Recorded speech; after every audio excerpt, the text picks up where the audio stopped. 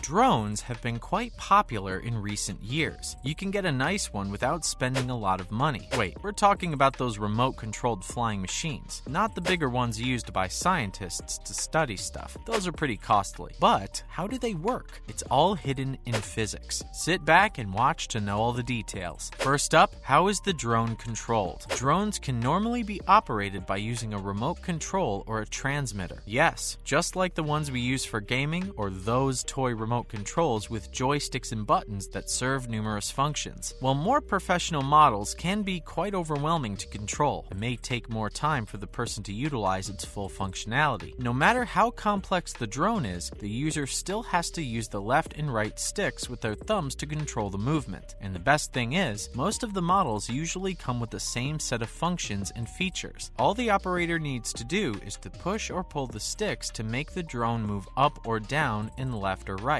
The remote control has two sticks. The left stick controls the yaw and throttle. To make it simpler for you, yaw means the clockwise or anti-clockwise rotation of the drone. If you push the left stick horizontally, it will make the drone move either clockwise or anti-clockwise. This comes really handy, especially if you need the machine to face other directions without making it leave its current spot. Throttle refers to adjusting the speed of the drone, so if you move the left stick vertically, you can make adjustments to the altitude of the drone. In this way, you can achieve slower or faster speeds for your flight. When it comes to the right stick, it's used to control the roll and pitch. Roll means the left or right movement of your drone. If you move the right stick horizontally, it will make the drone fly either left or right according to your intended direction. This can be really useful when overcoming the obstacles on the way without changing the altitude. As for the pitch, it helps to tilt the drone either forward or backward. You can do so by moving the right stick vertically. Now, these operations may sound pretty easy, but they're actually very challenging. Learning to use the remote control isn't enough. You need to have proper knowledge of the actual mechanisms. Therefore, we'll dive deeper into the physics of each movement. Next, we have vertical motion. Drones use rotors for control and propulsion. Just think of the rotor as a fan, as they work pretty much on the same principle. The spinning blades are used to push the air down. Of course, all the forces work in the form of pairs. This means that not only does the rotor push down the air